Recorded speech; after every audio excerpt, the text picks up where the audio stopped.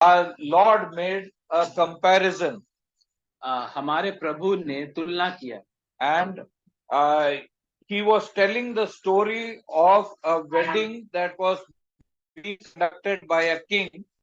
और वो एक विवाह के बारे में बता रहे हैं जो कि एक राजा के द्वारा किया जा रहा था, And he was telling that it is comparable with what is in the kingdom of God. और वो कह रहे थे कि परमेश्वर के राज्य में जो होने वाला है उससे तुलना किया जा सकता है। Okay, in verse 2 it is said, the kingdom of heaven is like a king who prepared a wedding banquet for his son. दूसरा आयत में लिखा है, स्वर्ग का राज्य उस राजा के समान है जिसने अपने पुत्र का ब्याह किया। Okay, a kingdम means a king and his domain. राज्य का मतलब एक राजा और उसका आधिपत्य। Okay, so there is a king, then there are people who live in the place where he has control. तो एक राजा है और जिस जगह पर राजा का अधिकार चलता है वहां पर लोग रहते हैं। Okay, and as far as the kingdom is concerned, the king has his domain in that area only. और जहां तक राज्य का सवाल है, राजा का अधिकार उतने क्षेत्र में ही होता है। Okay, so now we will look at the passage. Now I'll be asking questions and we can start interacting. Keep the Bible open, Matthew chapter 22 verse 1 to 14, and you can answer based on the questions that I'm asking. अब हम इस भाग को देखेंगे, आपसे सवाल करेंगे, आप अपने बाइबल को खोल करके रखें और आप जवाब दे सकते हैं। So what do we learn about the king in this passage? राजा के बारे में हम क्या सीखते हैं? Okay, so you can share what you can see. आप जो देख रहे हैं आप बता सकते हैं। He was a generous guy. Okay, वो बड़ा ही दानवीर था। Very quickly, I'm sure everyone's Bible has something.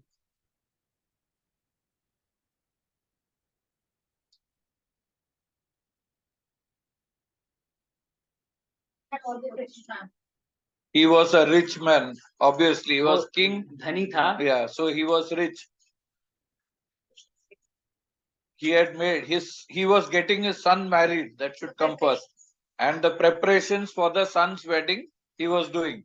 वो अपने पुत्र का विवाह कर रहा था और उसके लिए जो कुछ भी तैयारी था उसने किया। Okay, what else we see in this passage? क्या देखते हैं? The king is persistent in calling people. Okay, king is persistent in calling people. He was patient. What did you say? He sent his army also. He had his army and he sent his army when the need arose. He wished everyone would come to him. You have to translate. वो इच्छा करते थे कि सभी लोग उसके ओर आकर्षित हो जाए, उसके पास आ जाए।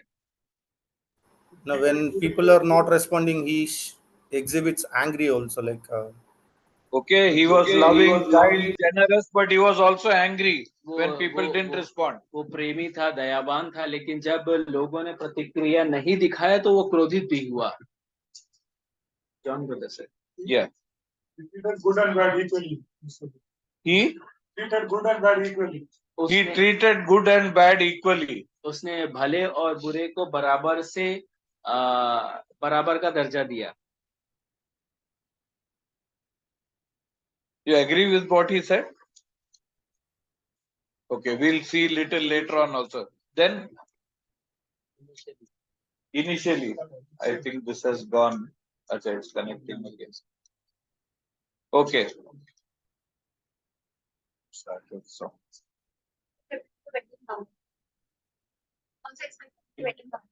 He expected wedding garment to be worn. Should I switch off this or?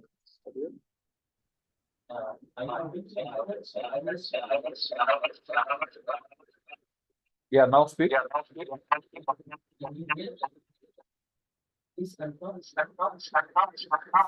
Vincent brother, we are getting echo, brother. Yeah. Yeah.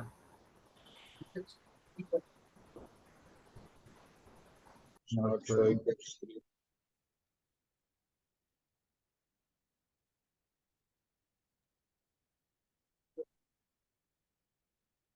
Yeah, I muted it and I'll remove the volume here. It will not help.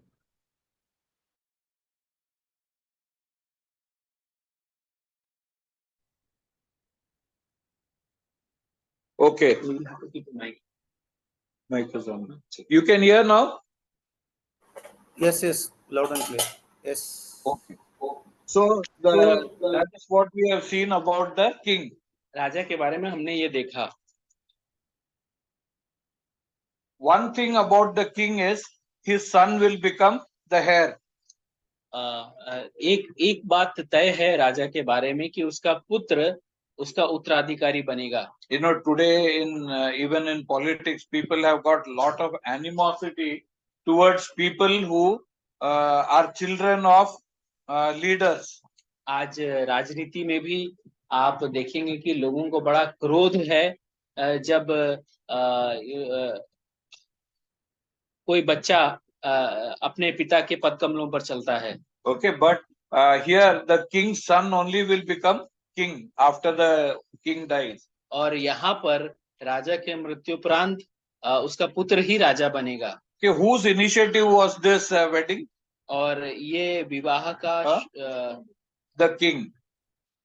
Okay. विवाह का जो पहल है किसने उठाया? तो राजा ने उठाया. Okay. And for the wedding preparations, who was directing the whole thing? The son or the king? विवाह की तैयारी के लिए निर्देश कौन दे रहा था? तो राजा दे रहा था. Okay. So now we have seen little bit about the king. Now look at the servants of the king. हमने राजा के बारे में थोड़ा देखा, अब उसके सेवकों के बारे में थोड़ा देखिए. What can we learn from this passage about the servants? हम दासों के बारे में क्या सीख सकते हैं? They followed the orders of the king. राजा के आदेश को मानने वाले थे. Did they do it nicely, following the orders? They did. क्या वो दास उसके आदेशों को मान रहे थे? तो हाँ. Okay, who else was mentioned in the parable? और कौन इस भाग में बताए गए हैं? The guests means the people of the country, you know, who were the other citizens who were not servants, but they were also a part of his kingdom. उस देश के अन्य जने जो सेवक तो नहीं थे पर उस राज्य के राज्य में जीते थे. What was their attitude towards it? Servants decided that they will obey. But what was the attitude of those other people in the kingdom? दासों ने तो तय किया कि वो आज्ञा को मान लेंगे, पर अन्य लोगों का प्रतिक्रिया किस प्रकार का था?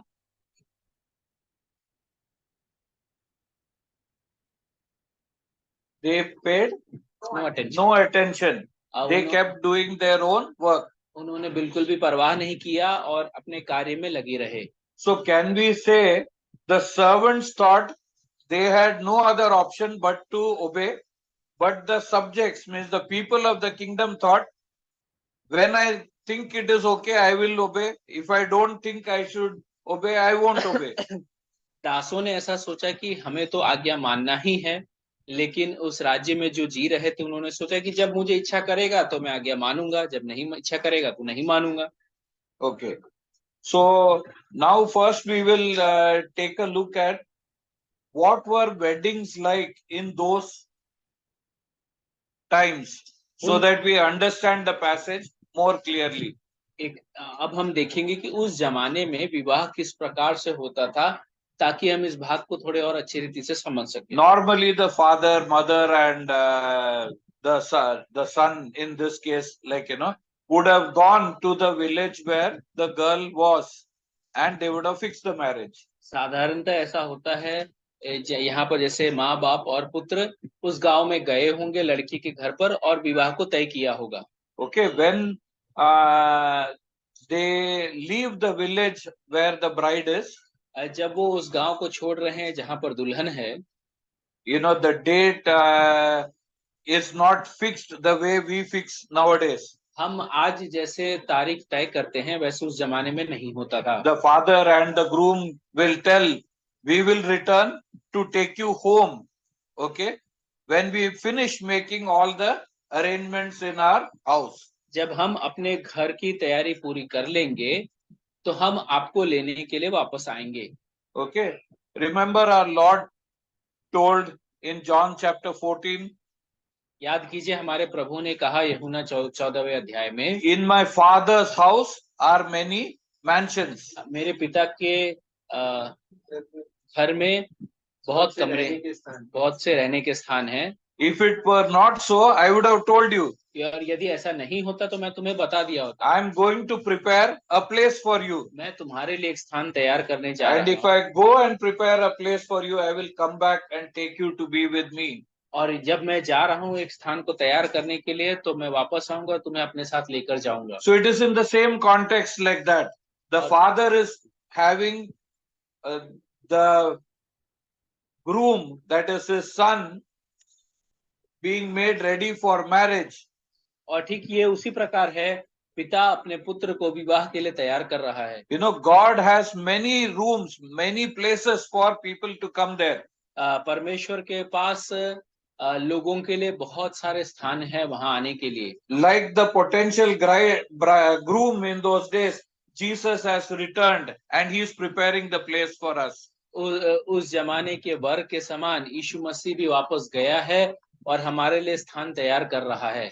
The believers on the earth are referred to as the bride of Christ. Okay, so he will come back to take us to be with him. इस संसार के जो विश्वासी हैं उसे मसीह का दुल्हन के रूप में बताया गया और वो इस दुल्हन को लेने वापस आएगा। Okay, and we will be with him forever. और हम उसके साथ हमेशा के लिए रहने वाले हैं। Okay, once this arrangement was done, then the father and the son would be back in their village.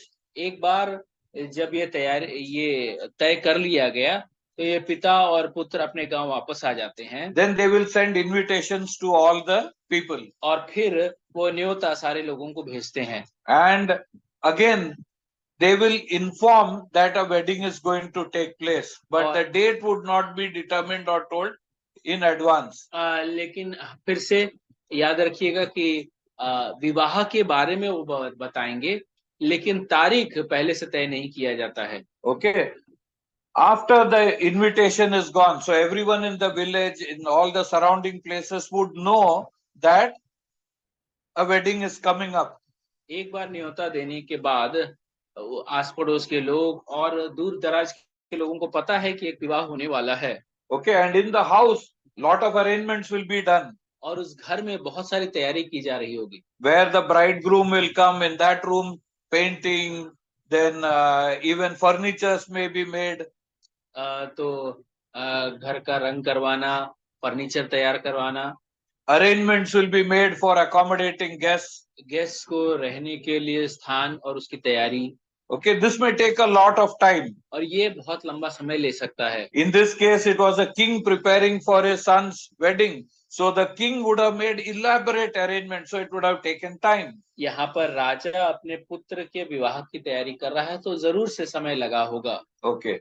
So after the arrangements were getting ready, information would be sent to relatives and all the others that we are preparing the wedding feast, so you can come. Okay. तैयारी होने के साथ साथ सबों को वापस ये याद दिलाया जाता है कि हम तैयार हैं और आप आ सकते हैं। And people would already be seeing the pandals, the musicians, the cooks making arrangements, and everyone will be excited and will want to come. लोग ये देख रहे होंगे कि पंडाल लगा है, खाना बनाने वाले खाना बना रहे हैं और लोग वो सब देख करके उत्तेजित होते हैं। And usually the person inviting others for the wedding may also give garments which the family can, the invitees can wear and come, appropriate to the level with which the wedding is being conducted. और साधारणतः जो विवाह करा रहा है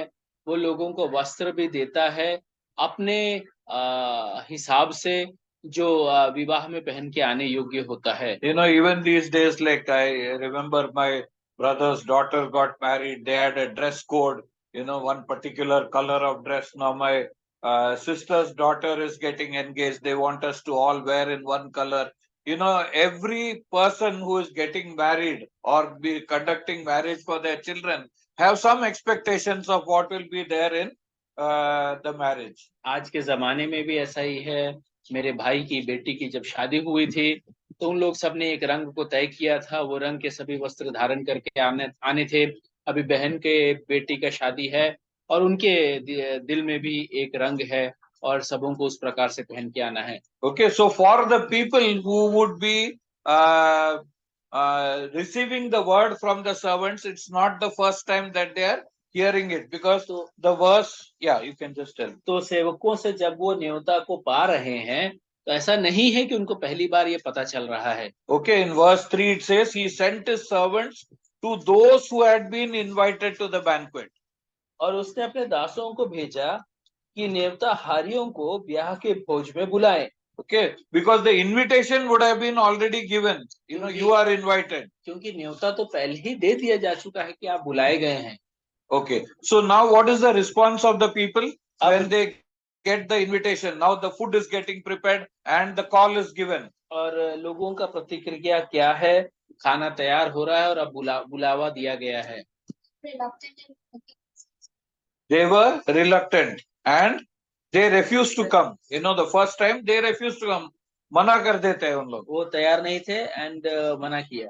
Okay. उन्होंने दुनियावी चीजों को, सांसारिक चीजों को, अपने कामों को प्रभु के बुलाने से ज्यादा इम्पोर्टेंस दिया। Okay. But that happens after that. The first invitation में they are only refusing to come. पहले न्योता में वो मना कर देते हैं आने से। Okay. Then the second time the king tells to his servants, go again. दूसरी बार राजा कहता है फिर से जाओ। Verse 4. चौथे आयत में, Tell those who have been invited that I have prepared my dinner. Oxen and fatted cattle have been butchered. Everything is ready. Come to the wedding banquet. नेवतहारियों से कहो, देखो मैं भोज तैयार कर चुका हूँ और मेरे बैल और पले हुए पशु मारे गए हैं और सब कुछ तैयार है, ब्याह के भोज में आओ। Okay. So, what does it show us about the king? तो ये What does it tell us about the king? तो ये हमें ये राजा के बारे में क्या बताता है?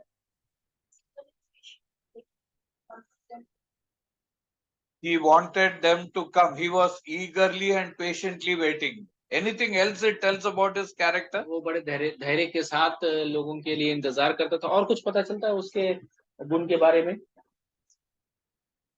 He was well prepared. Okay. अच्छी तरह से उसने तैयारी किया था। But what does it speak about him, his character, other characters? उसके बारे में क्या पता चलता है? अधिकार, Giving them a chance again. Giving them a chance. Okay. To whom does the king compare? You know, because we are the Lord told that it is this parable. The king is king, and the wedding arrangements are compared to the kingdom of heaven. राजा फिर से अवसर देता और हमारे प्रभु ने कहा कि ये राजा और उसका राज्य परमेश्वर के राज्य से तुलना किया गया है। So the king in the story compares with God. तो ये राजा जो इस कहानी में है उसका तुलना परमेश्वर के साथ है। So he is inviting people to have a relationship with him. और वो लोगों को न्योता दे रहा है अपने साथ संबंध बनाने के I लिए। have something special for my son. Okay, his wedding. Do come. मेरे पास कुछ खास है देने के लिए मेरे पुत्र के विवाह के संदर्भ में, आ जाओ। People refuse to come. लोग मना कर देते हैं आने You know, से। many times we also refuse to turn our hearts to God. कई बार हम भी ऐसे हो जाते हैं कि हम परमेश्वर की ओर अपने मन को नहीं फिराते हैं। But our Lord is patient. God is patient with us. लेकिन हमारा जो प्रभु है, परमेश्वर है, वो धैर्यवान है। He could have destroyed us immediately for rejecting him. वो हमें तुरंत ही बर्बाद कर सकता था उसका तिरस्कार करने के कारण। But now he sends his servant and motivates the people to somehow come. लेकिन अब वो अपने सेवकों को भेजता है और प्रोत्साहित करता है कि किसी प्रकार से वो आ जाए। He describes the good quality of food and, you know, the delicacies which are there, and encourages them to come. खाना और भोज के बारे में बताता है और उनको प्रोत्साहित करता है आने के लिए। Okay, what is the response of the people? लोगों का प्रतिक्रिया क्या What है? is the response to the second invitation? दूसरा जो न्योता दिया गया है Huh? उसके प्रति प्रतिक्रिया कैसा था? Now they start making excuses. अब वो बहाना बनाना शुरू करते हैं। What are the excuses? क्या क्या बहाना बनाते हैं?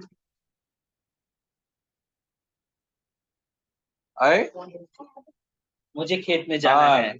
Some goes to the farm, some do their business. Okay. कुछ व्यापार करने, कुछ खेत में जाते हैं।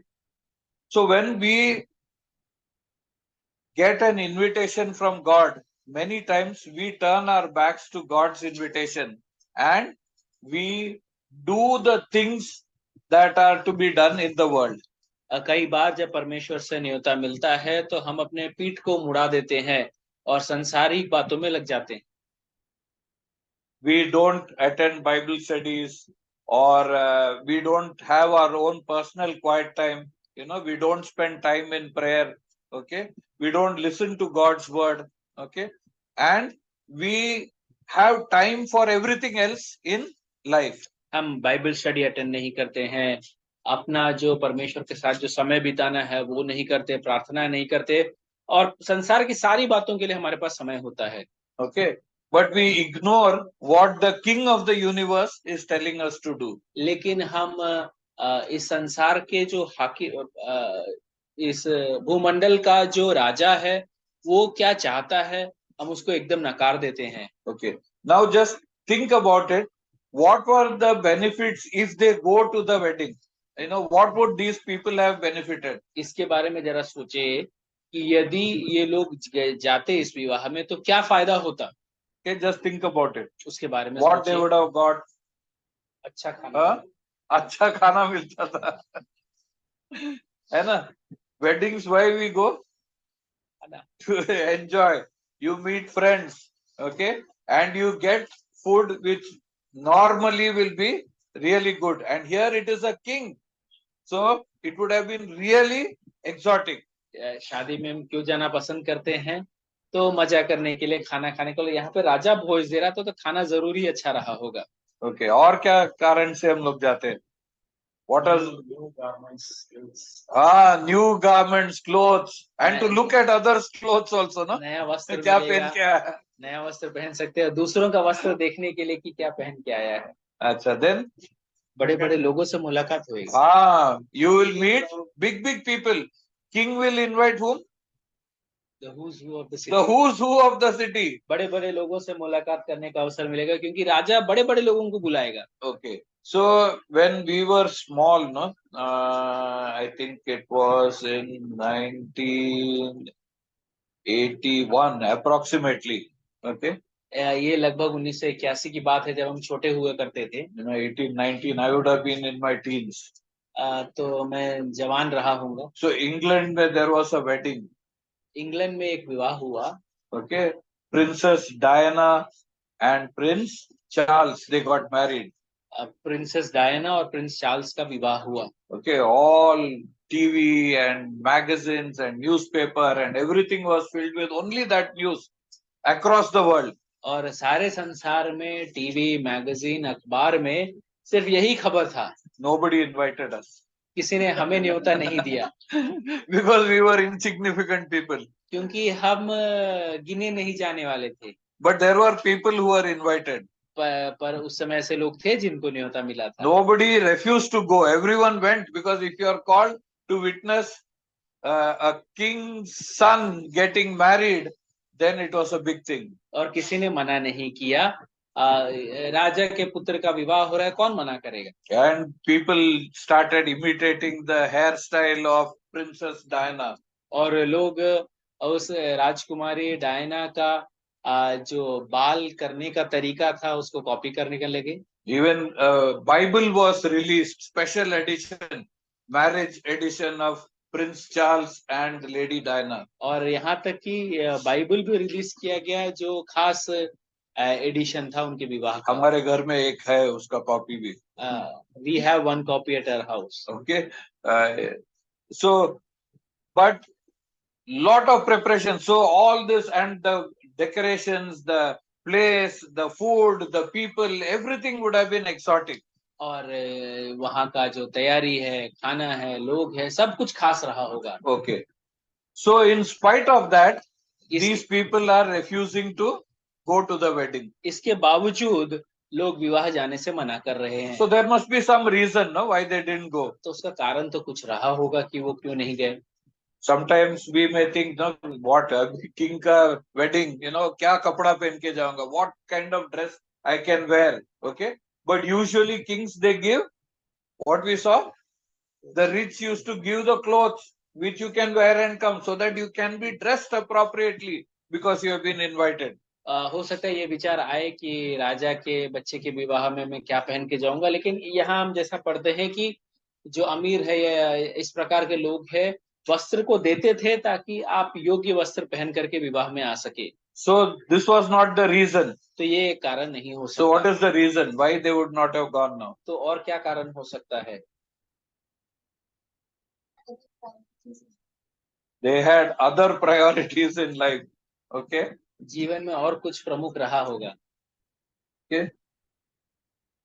Others can also contribute some ideas. अन्य लोग भी बोल सकते हैं। Their heart wasn't prepared. For what? उनका दिल तैयार नहीं था। अच्छा, मूड नहीं था, तो इतना ड्रेस पहनने का, खाने का, लोगों को मिलने का, और once in a lifetime experience हो सकता है क्योंकि मूड नहीं है? What other reason would have been there? और क्या कारण हो सकता है? They didn't like the king, because if your boss calls you, you will go, no? You will go, even if he doesn't give you a dress to wear and come, you will go, because he has so much authority. बाद में तुम्हारा promotion बंद कर सकता है, increment बंद कर सकता है, वो डर से जाएगा। Okay, but here, if all these motivations, good and bad, would have made a person go, still they didn't go, then it is because they didn't like the king. They hated him. ये सब कुछ होने के बावजूद भी ये लोग जाना नहीं चाहते थे क्योंकि उनको राजा पसंद नहीं था। Okay, why do you think they would have not liked the king? आपको क्यों लगता है कि उनको राजा पसंद नहीं रहा होगा? Verse 6. Fill in the blank, sir. भाई पढ़ना है क्या? अन्य लोगों ने जो बच रहे थे उसके दासों को पकड़कर उनका अनादर किया और मार डाला। राजा के दासों को मार डाला। Okay, वो तो पहले ही हो गया ना, इनविटेशन। उन लोग मार डाला वो तो है, क्यों? लेकिन क्यों इतना नफरत है ना, तो उसका सेवक लोगों को भी मार रहा है। माफ कर देगा तो जाके बॉस को थप्पड़ मारेगा, तो boss, you are going to work, no, now.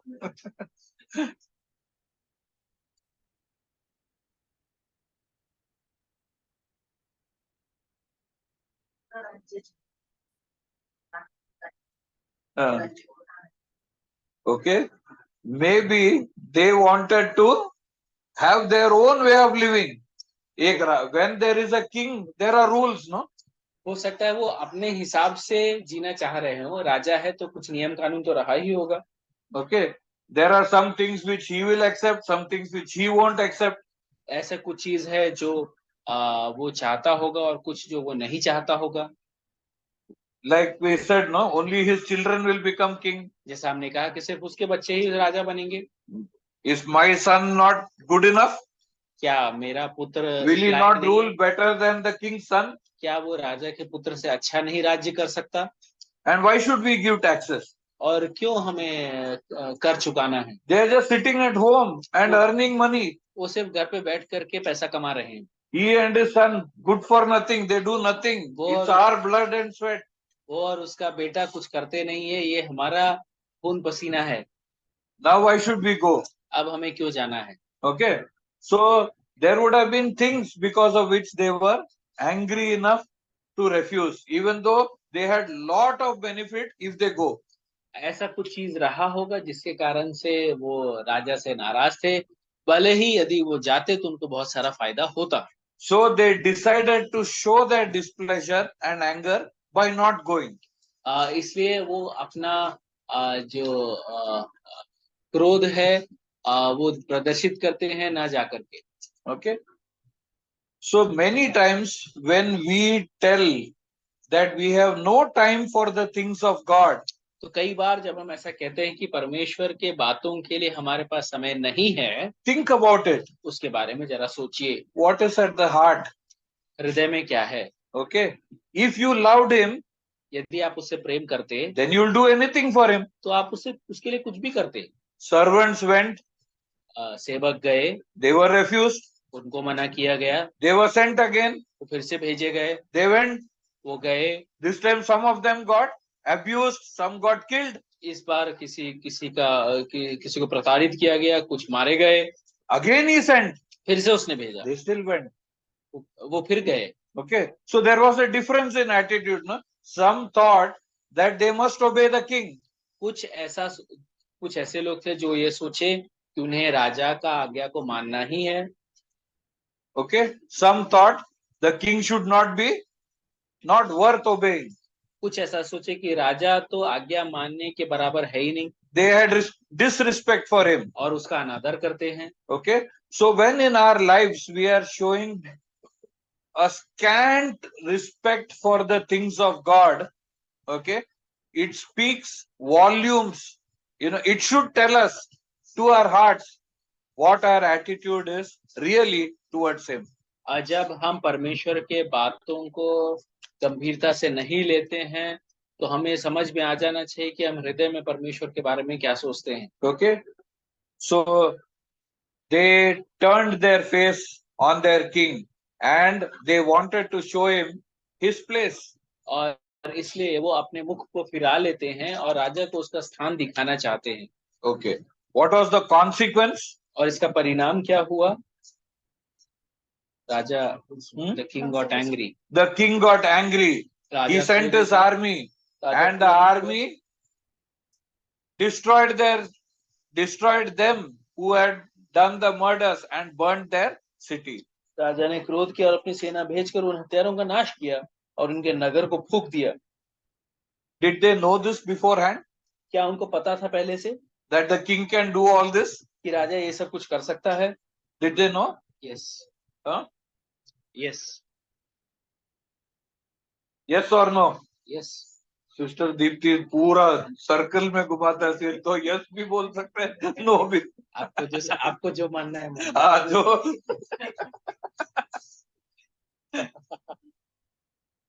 okay, the king had the capacity to destroy them if they do, but still they didn't care. राजा जो करना चाहता था वो कर सकता था, लेकिन फिर भी उन्होंने उसको गंभीरता से नहीं लिया। Okay, you understand, no? So it is like she said, no, it is actually hatred for the king and his son. जैसा उसने कहा कि राजा और उसके पुत्र के खिलाफ जो क्रोध था वो प्रदर्शित कर रहे थे। Our God is loving, kind, merciful, just, fair. हमारा जो प्रभु है वो प्रेमी है, दयावान है, धर्मी है, न्यायी है। Okay, but in a natural way we do not like him.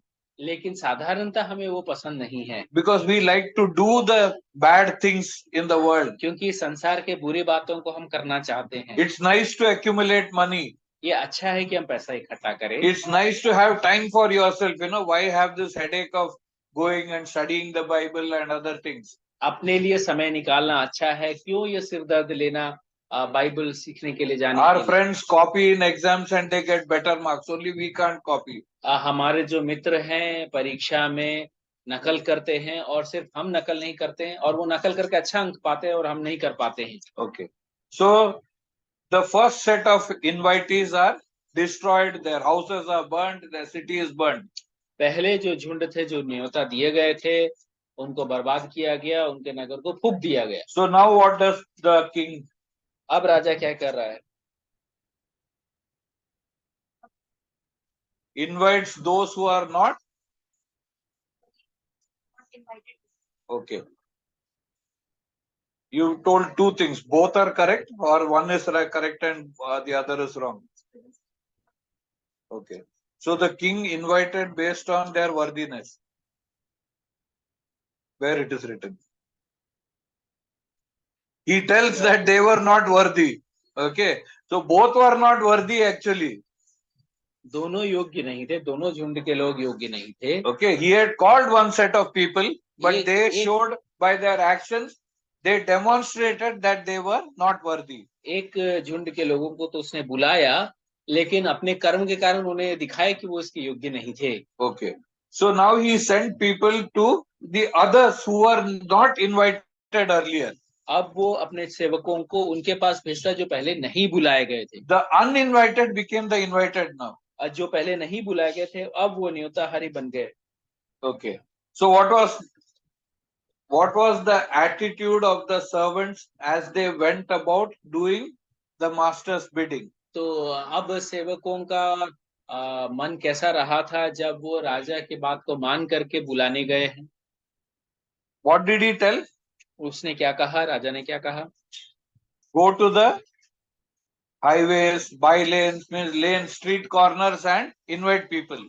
उसने कहा चौराहे में जाओ और रास्ते में जाओ और जो लोग मुझे मिले उन्हें बुला लो। Okay, so what did they do? तो दासों ने क्या किया? They obeyed, they went. वो Okay, आज्ञा- in spite वो of गए, being beaten before, they went. मार खाने के बावजूद भी वो गए और बुलाए। Okay, which was easier? कौन सा आसान था? The previous one, because already the king himself had invited them. No, it should have been easier. This would have been difficult because the king had not directly invited them. The servants had to go and invite. पहला वाला आसान था क्योंकि पहले वाले झुंड को तो राजा ने खुद से बुलाया था, यहाँ पे तो सेवक जा करके बुला रहे हैं। Okay, so what would you tell about the servants by looking at that part? इस भाग को देख करके आप सेवकों के बारे में क्या कहेंगे? Did they do the right thing or wrong thing? क्या उन्होंने सही किया या गलत किया? Right. उन्होंने सही किया। Okay, they went and called. वो गए और बुला लाए। But did they do as per the master's expectation or no? क्या राजा जैसा चाहता था वैसा उन्होंने किया? They brought good and bad both. वो Okay, बुरे और भले दोनों को बुला लाए। who is good? I will ask the question now.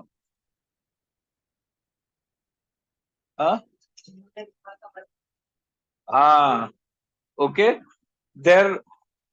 There was in that crowd which had come to the hall. Okay, these servants did everything. They obeyed by going to the street corners. They obeyed by calling. Okay, but what was in their mind was the master or the king has told, fill the hall. सेवक ने तो आज्ञा मान लिया, वो गए चौराहे पे लोगों को बुला कर खिलाए। उनके दिमाग में बस यही था कि राजा ने कहा है हॉल भर देना है तो भर जाओ, भर दो। So they didn't bother about how the hall is getting full. तो इसके बारे में बिल्कुल भी चिंता नहीं किया कि कैसे वो हॉल भर रहा है। Okay, there were people who wore the wedding garments, वहां and पे there was a person who did not wear the wedding garments. वहां पे लोग थे जिन्होंने विवाह का वस्त्र धारण किया था और वहां पर एक था जिसने विवाह का वस्त्र धारण नहीं किया। But they filled him also into the hall. लेकिन इसको भी उन्होंने हॉल में बैठा दिया। Okay, so many churches, what we do, we baptize people. बहुत सारे कलीसिया में हम क्या करते हैं, लोगों को बपतिस्मा दे देते हैं। Okay, and that person thinks I am now invited by the king. और वो मनुष्य सोचता है कि अब मैं तो राजा के द्वारा बुलाया गया हूँ। Otherwise they have membership register. या फिर मेंबरशिप का कोई रजिस्टर हो सकता है। Okay, and you pay some money and you're part of the members, so you think that you are qualified for being accepted by the king. आप कुछ पैसा देते हो और मेंबर बन सकते हैं। आप ऐसा सोच सकते हैं कि आप योग्य बन गए हैं राजा के द्वारा बुलाए जाने के लिए। People take part in the Lord's table and they think that the king will accept them. प्रभु के मेज में भाग लेते हैं और सोचते हैं कि राजा उन्हें ग्रहण कर लेगा। I know of people like who have called us when their loved one is dying and they want us to break bread with them just before their death, as if now miraculously they will get forgiven. मैं ऐसे लोगों को जानता हूँ जो मृत्यु के समय थोड़े समय पहले ही हमें बुला के रोटी तोड़ना चाहते हैं, ये सोचते हुए कि शायद कोई चमत्कार हो जाए और उनका क्षमा हो जाएगा। As servants of God, we must be very careful about whom we give the assurance that they are accepted. परमेश्वर के दास होने के कारण हमें सचेत रहना है कि हम किसको ये हियाव दे रहे हैं कि वो ग्रहण किए गए हैं। Okay. For instance, if you apply for admission to pharmacy or to become a doctor, उदाहरण के लिए आप डॉक्टरी पढ़ने के लिए या दवाई के बारे में सीखने के लिए आप अप्लाई करते हैं। you have completed BA, means you have done 12th standard in arts. आपने 12वीं कक्षा में आर्ट्स लिया है। You go and fill the form and give. आप फॉर्म भर करके दे देते हैं। Will you be accepted? क्या आपको ग्रहण किया जाएगा? Who decides? कौन तय करता है? Not you. आप नहीं तय करते। You may have got good marks in arts, आपको आर्ट्स में शायद अच्छे अंक प्राप्त हुए but the qualification is लेकिन उसके लिए जो someone from a particular educational background and with certain set of marks. कोई ऐसे लोग जो ये पढ़ाई करके आए हैं और कुछ इस प्रकार के अंक उनको प्राप्त हुए The university decides. जो यूनिवर्सिटी है वो rules. तय करता है, नियम कानून वो तय करता है। We cannot decide what we will be part of even on this earth. हम नहीं तय कर पाते, यहाँ तक इस संसार में भी हम नहीं तय कर पाते। But when it comes to God's kingdom, लेकिन जब परमेश्वर के राज्य की बात आती we है, all think हम सब सोचते हैं that after death, मृत्यु उपरांत we should be admitted into God's presence. हमें परमेश्वर के उपस्थिति में ग्रहण किया जाना चाहिए। We go just as we are. हम जैसे हैं वैसे ही चले जाते हैं। Okay. Here also there were many who came in at the invitation of the servants. यहाँ पर भी ऐसे बहुत थे जो सेवक के बुलाए जाने पे आ तो गए। Okay. They were properly prepared. वो लोग अच्छे से तैयार थे। They wore the wedding garments which the king gave. विवाह का जो वस्त्र राजा ने दिया था वो पहन करके आए। But there was one person. लेकिन वहां पर एक आदमी था। He entered without the garments given by the king. राजा द्वारा दिया गया वस्त्र के बिना वो प्रवेश किया। Okay. Then the king came. तब राजा आया। The servants had already brought him and told him, like, he is there in the wedding feast. सेवक उसको लेकर के आए और कहा कि वो विवाह के भोज में आ गया है। But before the feast began, लेकिन भोज शुरू होने से पहले the king came. राजा आ गया। The king saw. राजा ने देखा। The king inspected the crowd. राजा ने भीड़ को देखा। And his careful eyes spotted that one man. और उसका जो सचेत आंख था उस एक मनुष्य को देख लिया। Don't think that when at the end of ages, when we all stand before God's judgment seat, in that big mass of crowd, you will escape notice. आप ऐसा मत सोचिए कि अंत के दिनों में उस बड़े झुंड में आप उसकी नजर से बच जाएंगे। Don't think that just because you are sticking with your parents, you will be missed. ऐसा मत सोचिए कि आप क्योंकि अपने माँ बाप के साथ खड़े हैं तो आप छूट जाएंगे। Don't think that because you are part of a good church and you are going there before the throne of God, okay, you will be missed. आप एक अच्छे कलीसिया के भागी है तो आप प्रभु के उपस्थिति में बच जाएंगे। Okay, you will be checked whether you have the garments which the king has given. आपका ये जांच किया जाएगा कि राजा ने जो वस्त्र दिया है वो आपके पास है या नहीं। Okay, when the king spotted that man, what was his response? जब The king's response. राजा ने उस मनुष्य को देखा तो राजा का प्रतिक्रिया कैसा था? इसने सवाल किया। He asked him, how did you get here without the wedding clothes? तो ब्याह का वस्त्र पहने बिना यहाँ क्यों आ गया? ऐसा सवाल किया। Okay, and he addressed him as friend.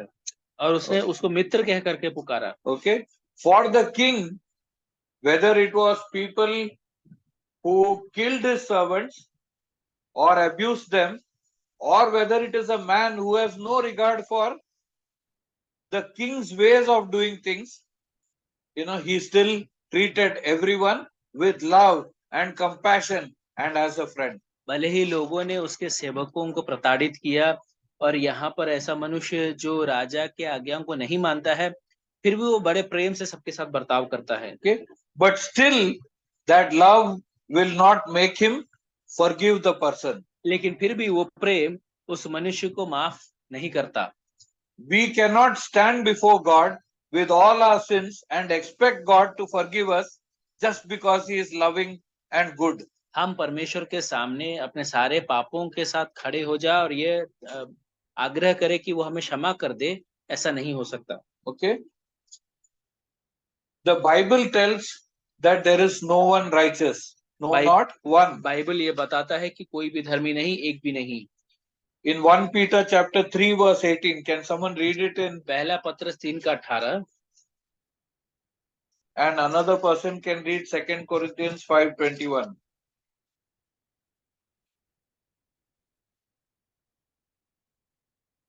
Christ also suffered for sin, the just for the unjust, that he might bring us to God, being put to death in the flesh, but made alive by the Spirit. Okay?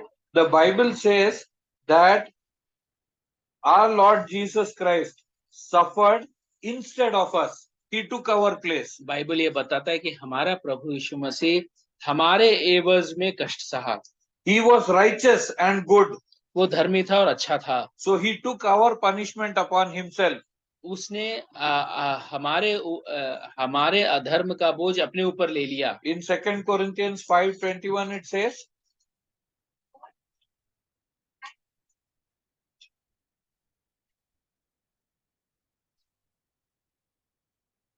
okay, the Bible says that Jesus had no sin and he became sin.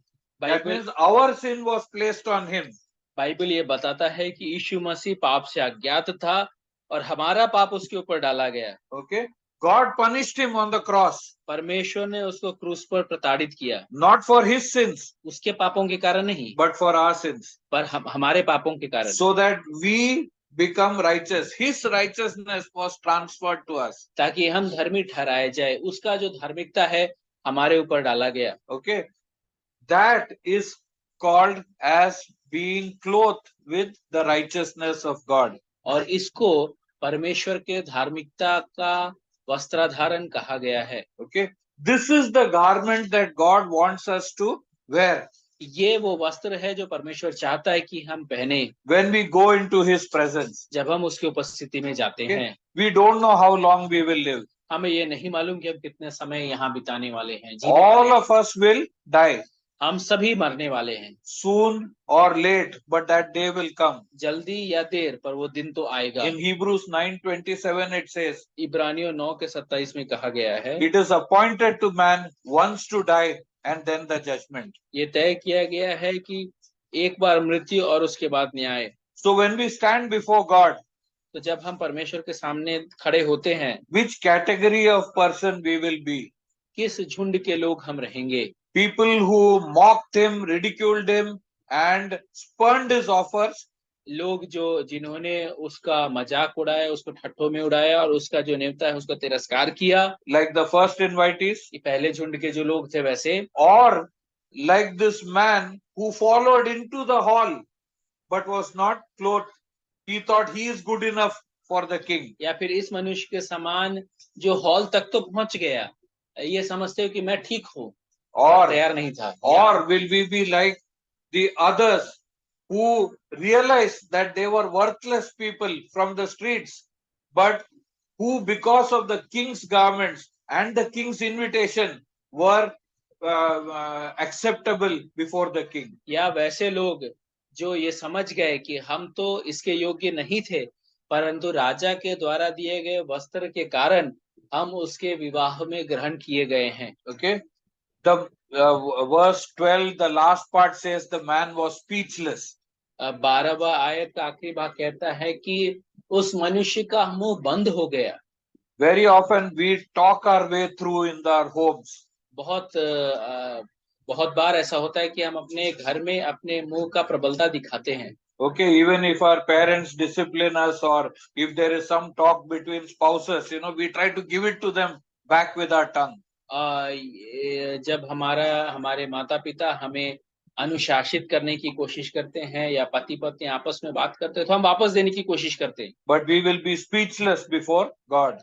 लेकिन हम परमेश्वर की उपस्थिति में हम हमारा मुंह बंद हो जाएगा। Then we look at the king's verdict. और फिर हम राजा के उस न्याय को देखते हैं। The Lord sentenced him there itself. परमेश्वर ने उसका न्याय वहीं कर दिया।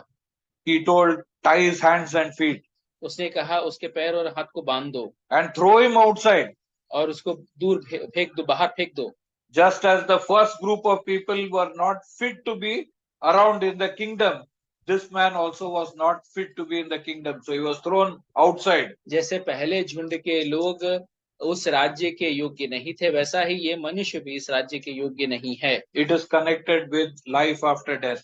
ये जीवन के बाद, मृत्यु के बाद जो जीवन है उसके साथ जुड़ा हुआ है। We can choose to be with God in his presence, okay, because he has made the provision for our eternity. हम ये चुन सकते हैं कि हम परमेश्वर के साथ अनंत काल के लिए रहे।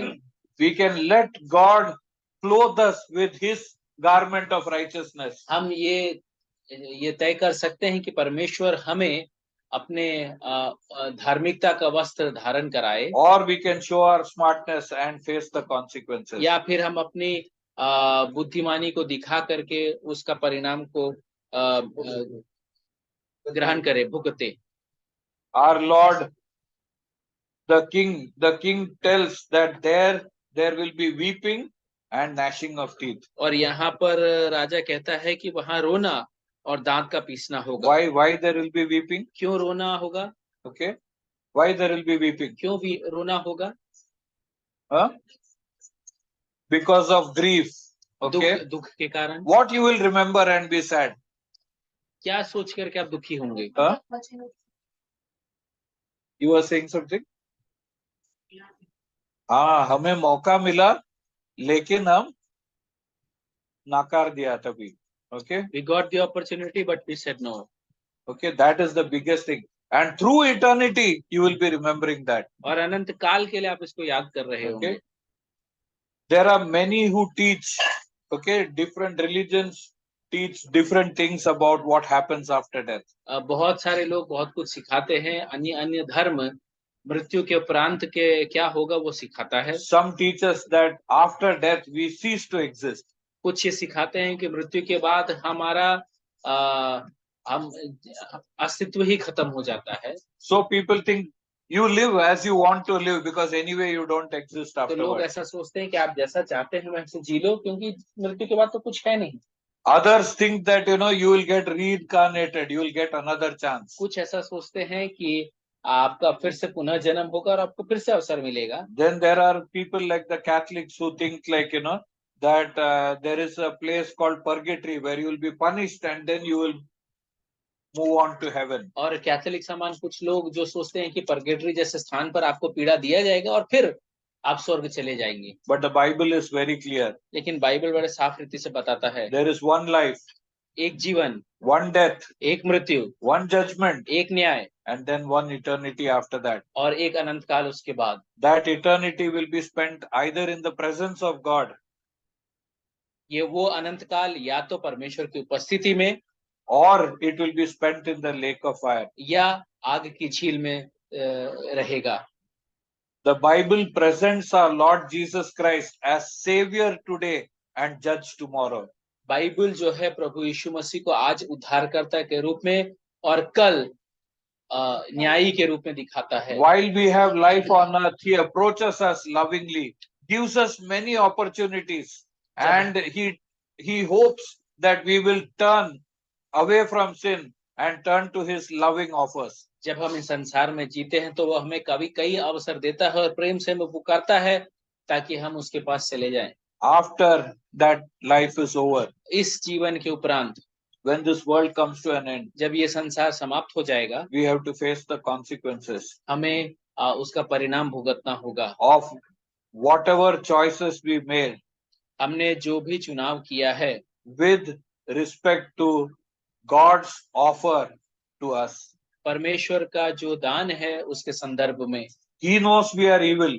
वो जानता है कि हम दुष्ट हैं, So he wants to remove our dirty clothes तो वो चाहता है कि हमारे जो गंदे वस्त्र है उसको निकाल दे and clothe us with garments of righteousness from Christ, और धार्मिकता का जो वस्त्र मसीह से है वो हमें दे दे, so that we can be fit to be part of the king's banquet. ताकि हम राजा के भोज के भागीदार बन सके। Okay. So if you have not given your life to the Lord till now, यदि आपने अभी तक अपना जीवन प्रभु को नहीं दिया है, do not ignore what God is telling. परमेश्वर जो बता रहा है उसका तिरस्कार ना करें। Okay. So we will just bow our heads for a couple of minutes. हम When अपने in सिरों को quietness, झुकाएंगे, when in quietness we can examine our own life, what we have done to Christ's offer of salvation. और थोड़े समय के लिए हम विचार करेंगे कि हमने प्रभु के उद्धार का जो न्योता है उसके साथ क्या किया है। And after 2 minutes, Brother Linson will lead us in prayer, thanking God for our Lord Jesus Christ who came to die in our place. उसके बाद भाई लिंसन प्रार्थना में हम अगुवाई करेंगे, यीशु मसीह के रूप में जो हमें दान मिला है उसके लिए धन्यवाद देते हुए।